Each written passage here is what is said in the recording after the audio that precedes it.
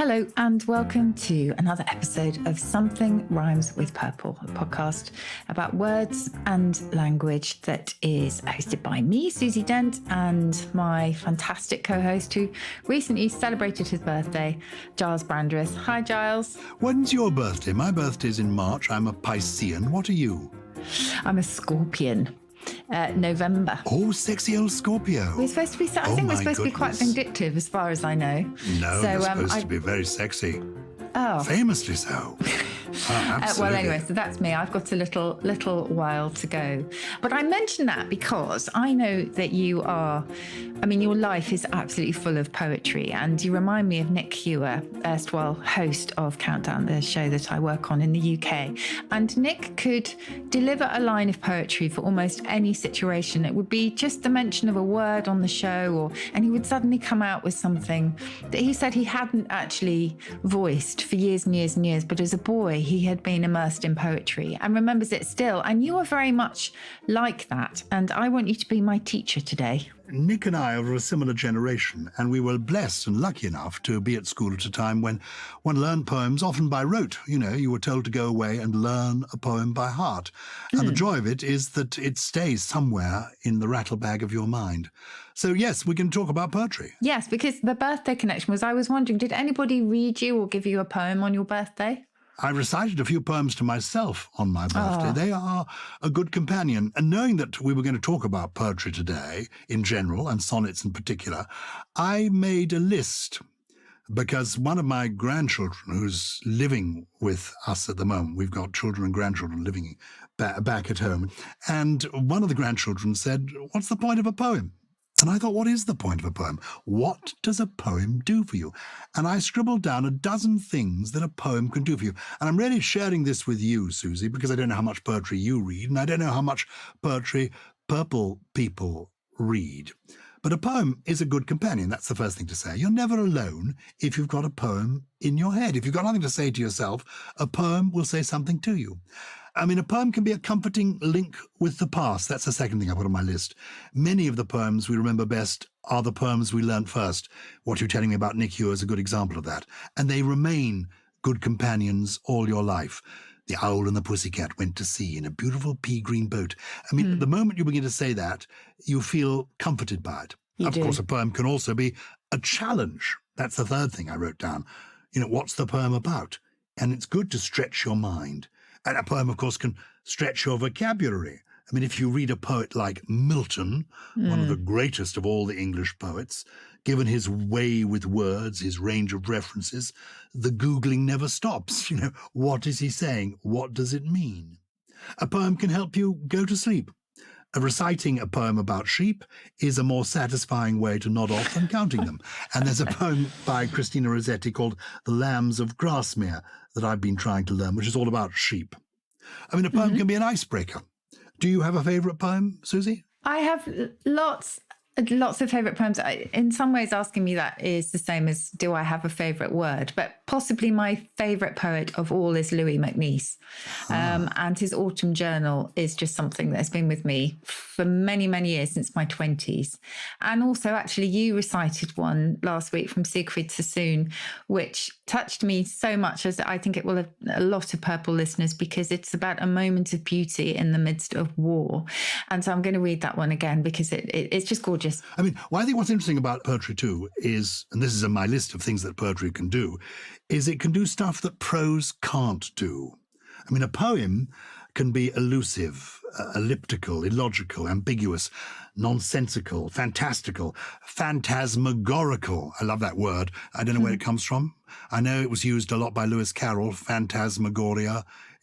Phantasm, it's a kind of dream, isn't it, a phantasm? How old is that word? Yes, that would be Greek. But I think phantasmagoria will be probably more recent. So the Latin was phantasma as illusion or deceptive appearance. Of course, it gave us a phantom as well.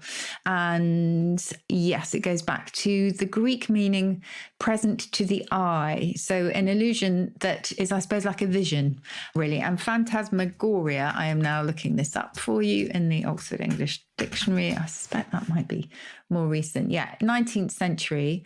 An exhibition of optical illusions produced chiefly by the use of a magic lantern, first exhibited in London in 1801. So that's quite interesting too. And then, of course, it came to mean a vision of a kind of series, I suppose, of imaginary or fantastic forms, like you might witness in a dream or a fevered state. Imaginary or fantastic forms, words upon the page, and you don't always have to understand them, because what poetry does is it creates music and mood and magic and mystery as well as meaning. There was an American poet called Wallace Stevens who lived in the sort of first half of the 20th century, born in the 1870s.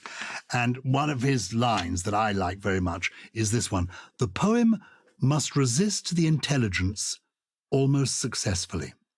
What it means is you don't want a poem to be banal. You want it almost to be elusive, you know? I mean, sometimes it can be very clear, and then a poem can offer consolation and catharsis, and a poem can make you laugh. A poem can make you feel. According to T.S. Eliot, genuine poetry can communicate before it is understood. Isn't that good? And I really liken poetry to music. What is poetry? I mean, according to Plutarch, and he's important in the discussion we're about to have about sonnets, painting is silent poetry, and poetry is painting that speaks. Yeah. According to William Wordsworth, poetry is the spontaneous overflow of powerful feelings. It takes its origin from emotion recollected in tranquility. According to the great American poet Carl Sandburg, poetry is an echo asking a shadow to dance. Oh, I love beautiful. it. So yeah. Poetry can be all sorts of things in all sorts of ways. And you said to me when discussing what we're going to talk about this week, don't just talk generally about poetry. Let's get into something specific. So we're going to talk a little bit about sonnets, if we may. Do you know what a sonnet is? Well, I can tell you the etymology of sonnet itself, which is a little sound. Quite sort of broad, but yes, it goes back again to the Latin, and then usually Latin came to us via French, but a little sound. So I know it's a 14-line poem. I know it's written in an iambic pentameter, but you might have to remind me what that is. I mentioned Louis MacNeice, and there is a poem of his that I love called Sunday Morning, and I can't tell if it's a sonnet or not. So can you give us the criteria for a sonnet? I certainly can. I love it being a little sound. Just one sonetto, give it to me, delicious poetry from Italy. And I say it's from Italy because the sonnet form was pioneered by the Italian scholar Petrarch, who I mentioned a moment ago, locally known as Francesco Petrarca, 1304 to 74. And fellow Renaissance poets, but it was adopted and developed by the English from the 1500s onwards. And Shakespeare is rightly considered the Elizabethan sonnet maestro. And you're right. The traditional sonnet has 14 lines, is written in iambic pentameters, and has a set rhyming scheme. Let me try and explain the iambic pentameter. It's quite difficult. An iambic foot is an unstressed syllable followed by a stressed syllable. Da-dum. Da-dum. And funny enough, the da-dum is the rhythm of the human heartbeat, which is why, and there's research that shows this, babies and toddlers respond well to Shakespeare, and why Shakespearean verse is easy to learn at any age. When the great Dame Judi Dench told me that her first poem she learnt as a little girl was Shakespeare, I didn't believe her. But I then went to the memory laboratory at Cambridge University, and they explained to me, oh, no. It is absolutely the da-dum, da-dum, da-dum, da-dum. It's the rhythm of the human heartbeat, and that's why it's so easy to get. You may not understand it, but you can get the rhythm. Penta means 5, doesn't it, in Greek? And meter comes from the Greek for measure, I think. So a standard line of iambic pentameter is 5 iambic feet in a row. Da-dum, da-dum, da-dum, da-dum, da-dum. So you can hear that in any number of Shakespeare's lines. You know, when I do count the clock that tells the time, that's sonnet 12. In faith, I do not love thee with mine eyes, that's sonnet 141. The opening of Twelfth Night, you know the first line of the play Twelfth Night? Most people do. If music... Oh, yes, be the food of love, play on. Exactly. Yes. If music be the food of love, play on. Yeah. The first line of Romeo and Juliet? No idea. You will recognize it. Two households, both alike in dignity. Yes. The great director Peter Hall was very emphatic about how you had to speak Shakespeare using the iambic pentameter. Don't muck about with it. Don't try and make it naturalistic. If you wanted it to be naturalistic, he'd have written in prose. It's poetry for a reason. And there is something quite extraordinary about it. Now, to work out what is a sonnet, what's a Shakespearean sonnet and a Petrarchan sonnet, with the Shakespearean sonnet, the rhyming pattern is A, B, A, B, C, D, C, D, E, F, E, F, G, G. Those are the lines that rhyme. A and B, a rhyme, and then A and repeat the rhyme, C and D. Do you get that? Oh, yeah. And with the Petrarchan sonnet, it's A, B, B, A, B, B, A, C, D, E, C, D, E. Or A, B, A, B, B, A, B, C, this D, is very C, complicated. D. It is very without seeing it complicated. written down. But that's how you will work out whether the sonnet you're worrying about is... Well, can I give you the first verse? Yes. And you can tell me? Yeah. Okay. So this isn't actually my favourite Louis MacNeice poem, but it is a lovely one. Is it 14 lines for a start? Yes. Good. It's a good start. It is. Louis MacNeice, an Irish poet born in Belfast, and highly recommend him. Anyway, Sunday morning. Down the road, someone is practising scales. The notes, like little fishes, vanish with a wink of tails. Man's heart expands to tinker with his car, for this is Sunday morning, fate's great bazaar. Regard these means as ends. Concentrate on this now. That's the first stanza. And then this is the last 4 lines. But listen up the road, something gulps. The church spire opens its 8 bells out, skulls mouths which will not tire, to tell how there is no music or movement which secures escape from the weekday time, which deadens and endures. Is that a sonnet? It's Louis MacNeice's take on a sonnet. It's not a traditional sonnet. It doesn't form the traditional rhyming patterns, but it does do, I think, because of that last quatrain that you gave us, what sonnets tend to do, because they're divided into sections that do different jobs. In the Petrarchan sonnet, the sections are broken up into an octave, which is the first 8 lines of the poem, and a sestet, the final 6 lines. In a Shakespeare sonnet, there are 3 quatrains, 3 4-line stanzas, followed by a final couplet. And that sounds, the Louis MacNeice sounds as if he's done that. He's broken it up into sections to tell his story. Well, he does use the word sonnet in the middle stanza, which I didn't tell you. Oh, no, and it is. If it's 14 lines, I mean, you know, who makes the rules on these things? I mean, these rules have been made by academics retrospectively. It's not a traditional Shakespearean or Petrarchan sonnet, but it's a MacNeice sonnet. He uses the line, a small eternity, a sonnet self-contained in rhyme. So I think he is hinting that this is one, if it even mattered to him. But anyway, beautiful poem, and it gave me a chance to shout out Louis MacNeice. But also, I tell you what it does do. It has in it a volta. A volta marks the transition to the final section of the poem. The original volta was an Italian dance that involved a sudden, quick twist or move. And in a sonnet, the volta is the turn of thought or argument that comes before the poem ends. So that's what MacNeice gives you at the end there, doesn't he? He just rams it home with his final thoughts. Do you agree? Yeah. Yes, it does. It definitely steps out from something that feels quite comforting and secure, and then, as so often, it kind of it goes off in a different direction. It's interesting. When you were talking about iambic pentameters, did you know about the origin of iambic? No, I'd love to. Well, it goes back to, or iambus, it goes back to the Greek for attacking verbally, weirdly or not, because the first iambic verses were used by satirists to lampoon other people. So they were kind of caricatures, if you like. That obviously doesn't fit with the way that it progressed, but that was its early meaning. Very interesting. I mean, the world is awash with glorious sonnets, and if I'm going to recommend a book, you'll find 600 of the best of them in the Penguin Book of the Sonnet, 500 years of classic tradition in English. So these are sonnets in English, but it does include people like MacNeice who've sort of veered a bit from the norms. Okay. It's edited by Phyllis Levin. I have so many favourite sonnets. I'm quite a traditionalist, but I also like people like Gerard Manley Hopkins, who write sonnets in very curious forms that you wouldn't recognise as a sonnet. But I learnt almost my favourite one on Westminster Bridge, which I thought I'd perform for you now, or read to you now. Okay. And I learnt this in the 1990s when I was a member of Parliament. People internationally may find this hard to believe, but I was a member of, well, people nationally may find it hard to believe, I was a member of Parliament years and years ago. And quite a few members of Parliament, interestingly, over the years, have written poetry. Geoffrey Chaucer, great poet, was a member of Parliament. John Donne was a British member of Parliament. George Herbert, Andrew Marvell, all people who were MPs in their time. Anyway, I'm not a poet, but I'm a lover of poetry. And late at night, when I was an MP, we used to have all-night sittings, where you'd be required to vote in the middle of the night.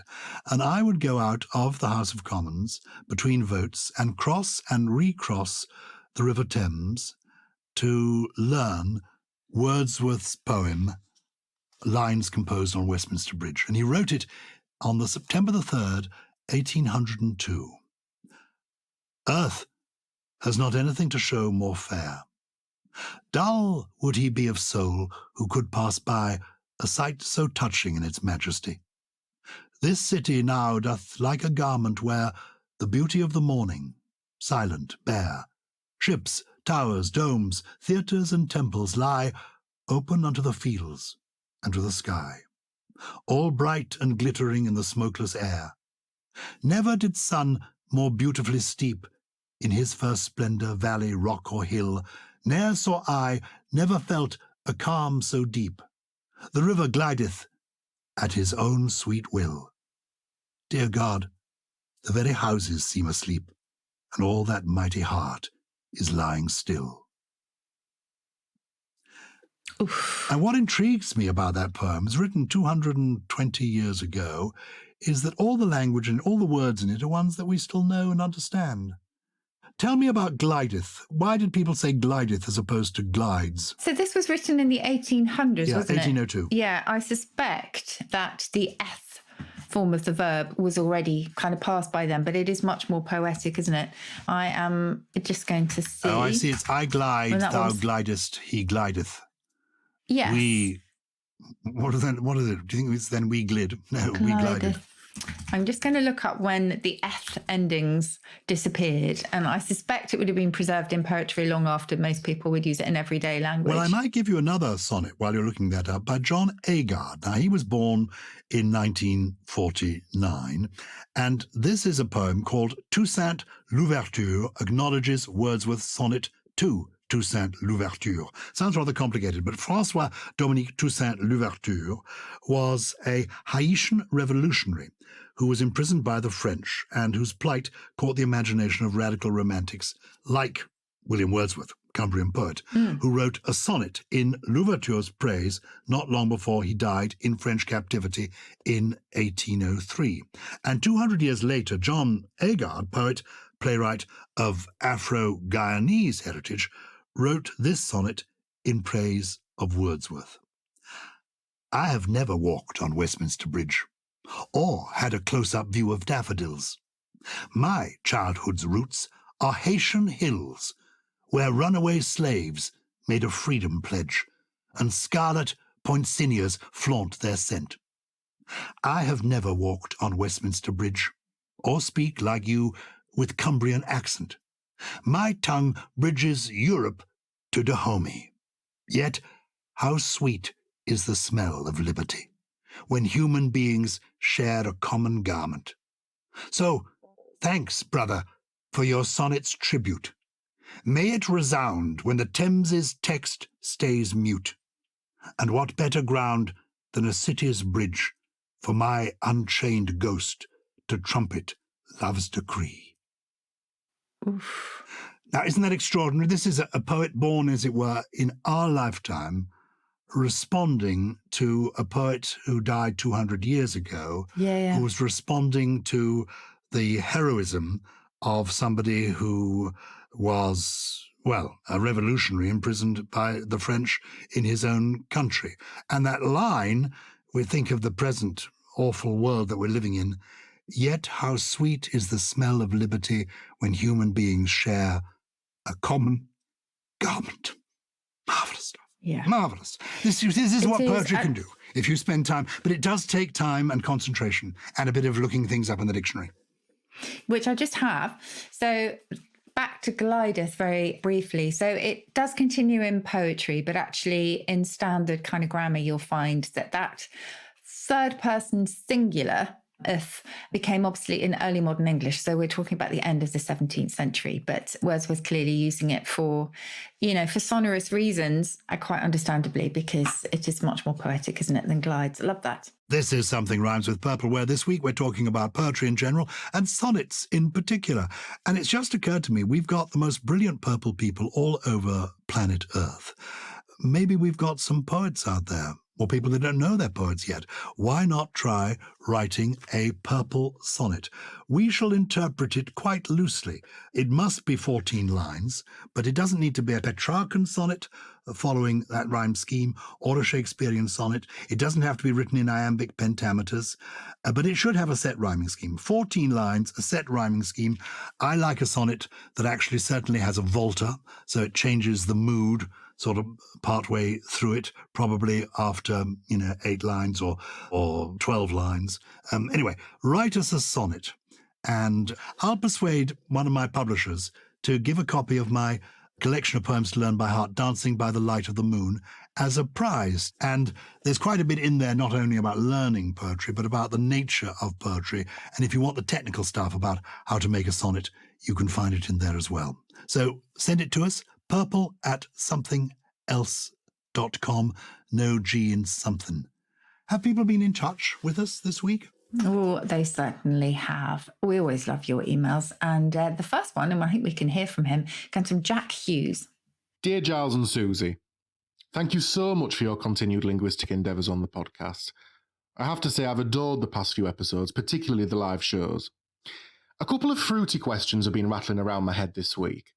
Firstly, why is a grapefruit called a grapefruit, in spite of its status as a citrus? And secondly, why do we hull strawberries when we take the tops off them? And why do we not, to the best of my knowledge, do the same to other kinds of fruit? Is there maybe a link between strawberry hulling, the hull of a ship, or even the city of Hull? All the best for the week ahead, Jack. Oh, Jack, isn't that brilliant? I love the way the purple people's minds work. Isn't that extraordinary? Can you answer his fruity questions? Why is a grapefruit called a grapefruit? Do you know what I'm doing now? Because you know what I'm like. I take off on these little adventures in my dictionary because I hear something and I think, I wonder where that comes from.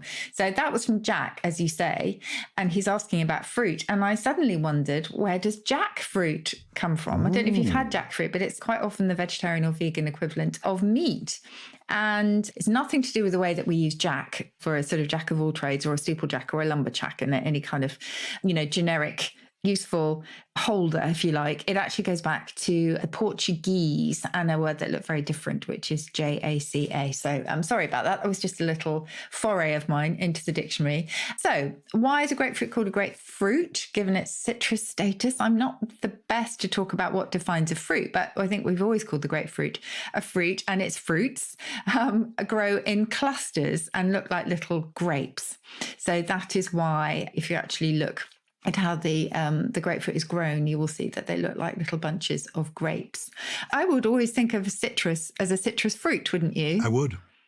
Yeah, so I don't think it's that much surprise that a grapefruit is called a fruit, but Jack asks, why do we hull strawberries when we take the tops off them, when we don't do the same to other kinds of fruit? And then he says, is there a link between strawberry hulling, the hull of a ship, and the city of Hull? So I'm going to start first with the hull of a ship, so I'm going to work backwards. Now, it might be related to the idea of hulling a fruit, because when you hull a fruit, it is all about taking off the husk or the pod, so the outer covering, if you like, the husk of grain. So if you think about the hull of a ship, it's its framework, its shell, its basic structure. So it actually might be related.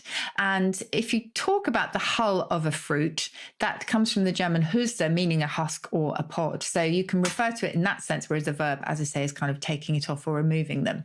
But the hull of a ship might possibly be related alternatively to hold. We have the hold of a ship, which itself is a sibling of whole and also of hollow. So it's something that is kind of carved out at the bottom of a ship. So two possibilities there, but both hulls might be related. As to the city of Hull, I'm sorry I can't give you any definitive answers here, Jack. But again, quite a few theories for that one, because some people think it goes back to, well, it's certainly related to the River Hull, but some people think that it might actually be topographical and refer to a hull, so to be a relative of hill, because it goes back to a place where there was a mound. And nobody quite knows. So I don't think the hull of a ship or the hull of a fruit is related to the city of Hull. But again, if anybody knows differently amongst the purple people, please do let me know. Have you ever tried the grapefruit diet? Oh, that's nonsense, isn't it? It is nonsense. My mother tried it for years. She would just have half a grapefruit and a little brown sugar. With brown sugar, yeah, my mum used to love that. Yet unfortunately, it never really worked, because then she felt so peckish afterwards. She then had a bacon sandwich. I said, Mum, this is not going to work. And it didn't. Yeah, isn't it something about, it's supposed to be the enzymes in grapefruit somehow ate away at all your fat or something ridiculous? Yeah, totally ridiculous. Isn't that the idea? Totally ridiculous. Yes. Anyway, yes. Who else has been in touch? We have an interesting question from Emma Bampton. Hi, says Emma. I'm very cool and down with the kids, 35-year-old. Last night I saw a TikTok which shook me to the core. Apparently the phrase bucket list wasn't really a thing until the film of the same name in 2007. Surely that can't be true. It feels like it's been around forever. Thank you for Emma. Gyles, do you ever talk about your bucket list? And if so, what's on it? People are constantly asking me what's on my bucket list. And I'm ticking things off gradually, because I'm nearer my sell-by date than you are, so I've got to get a move on. And last year I did manage to milk a cow, which is something I was really keen to do. And I found I was a very natural cow milker. I did it really quite well.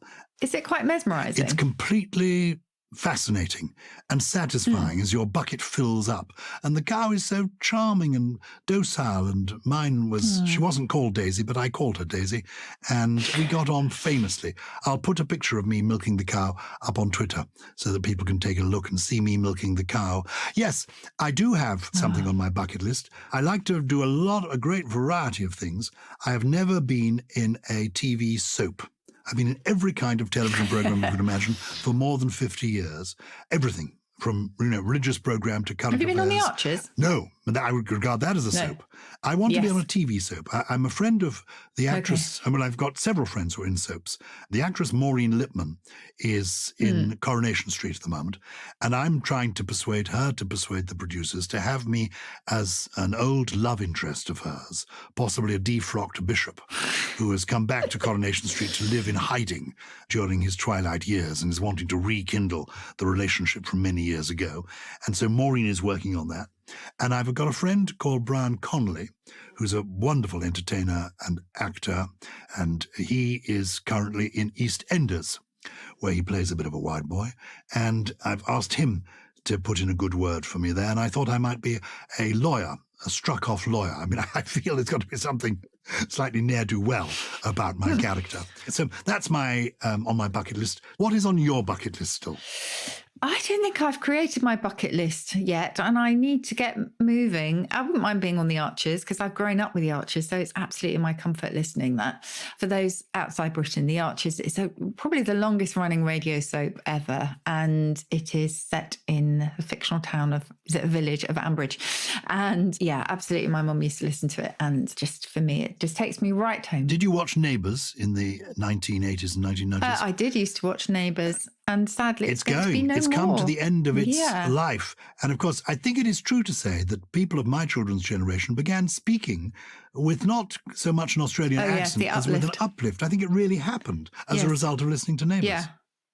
No, I think that's probably true. Although linguistically, it seems more likely that it actually came, maybe it went to Australia from Valley Girl speak in the US. So maybe it went to Australia and then came to us.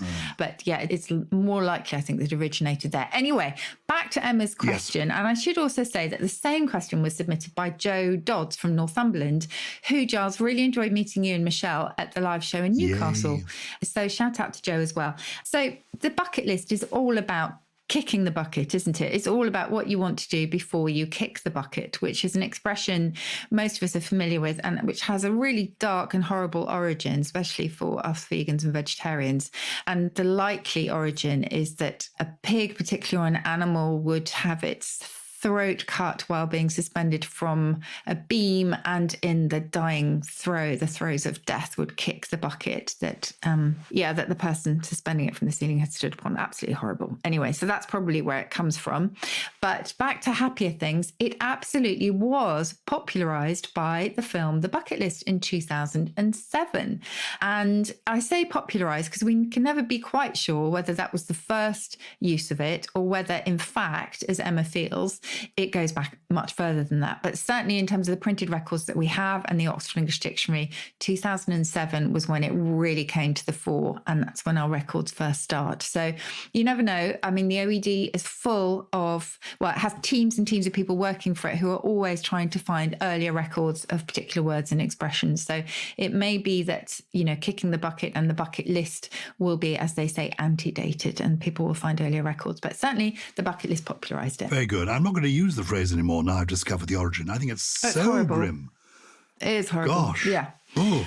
I know. Ghastly. Sorry about that. Lift our spirits, if you would, Okay. by giving us your trio, 3 special words that you feel need greater currency.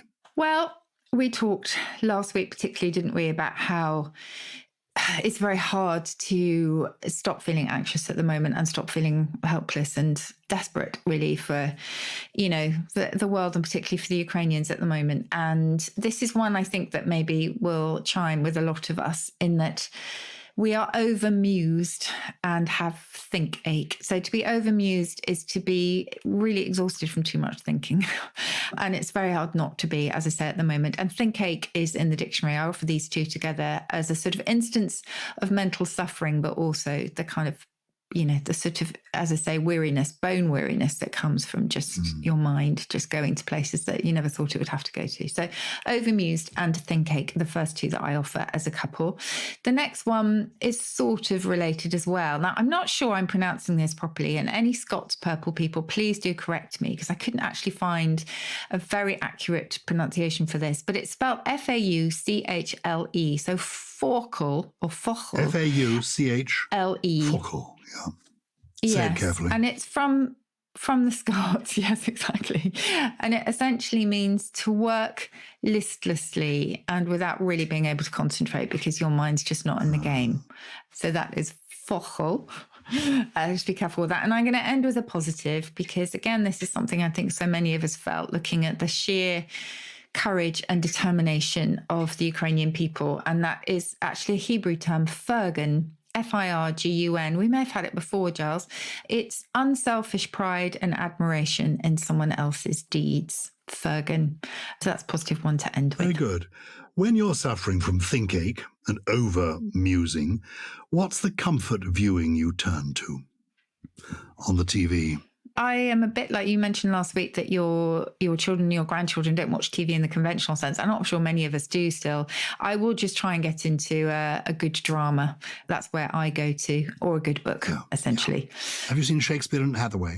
I've got so many. You gave me loads that I need to watch. I gave you movies. I gave you proper movies to watch. You did. You did. But Shakespeare and Hathaway is a very gentle, slightly comic detective series set in Stratford-upon-Avon, 2 private investigators.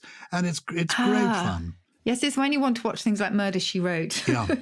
Isn't it? Absolutely. And I've been watching, this will really make you laugh, you won't even have heard of it. Well, you may have heard of the character. Novels written by Georges Simenon about a detective called Maigret.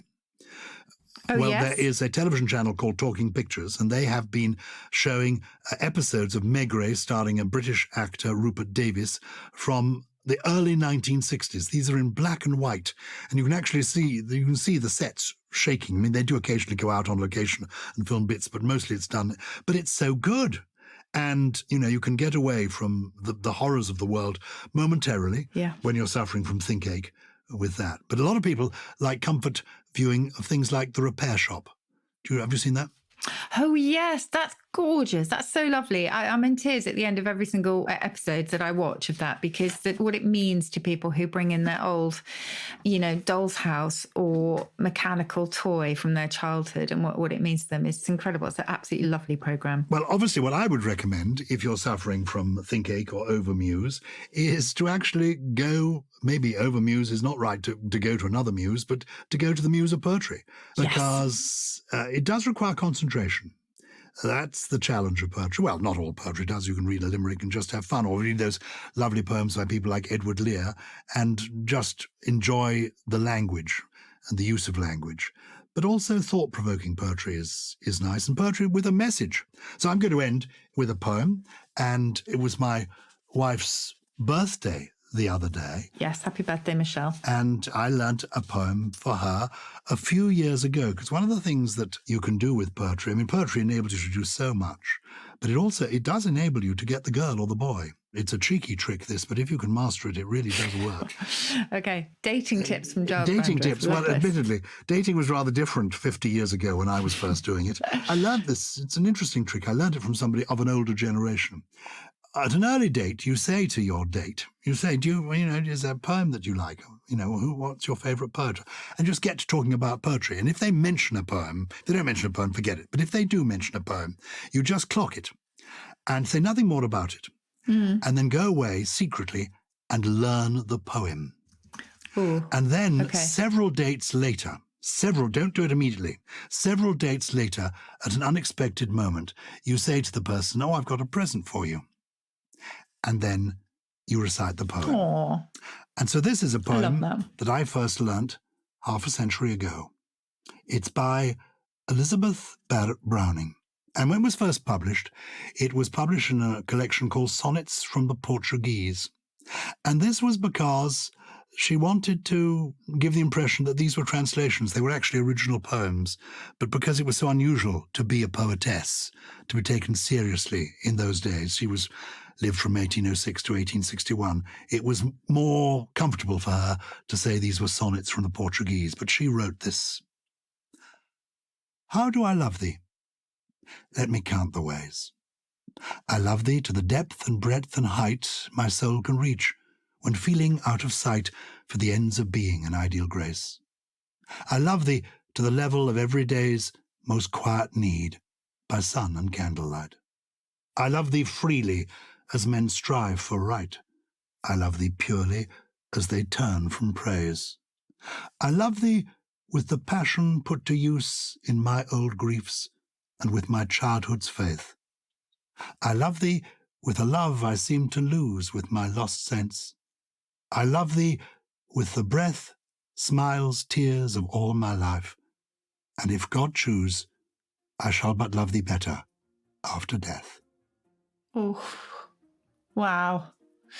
That's really powerful, isn't it? And it's a sonnet, and a traditional one too. So if you've got a sonnet that you'd like to write, or can write, and want to enter our competition and get a book as a prize, it's purple@somethingelse.com. And actually, we ought to say, if people want to support the show, they can do so for a monthly sub of $1.89 a month.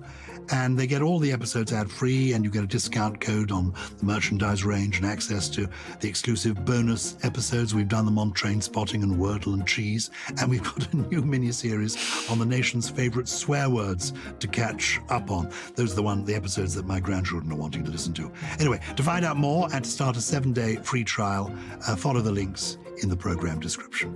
Yes, and please do keep getting in touch at purple@somethingelse.com. Something Rhymes with Purple is a Something Else production. It was produced by Lawrence Bassett and Harriet Wells, with additional production from Chris Skinner, Jen Mystery, Jay Beale, and I wonder if he would write a sonnet. No, or whether you have a sonnet for him. He's too busy fauchling. Fauchling, of course. He's Gully.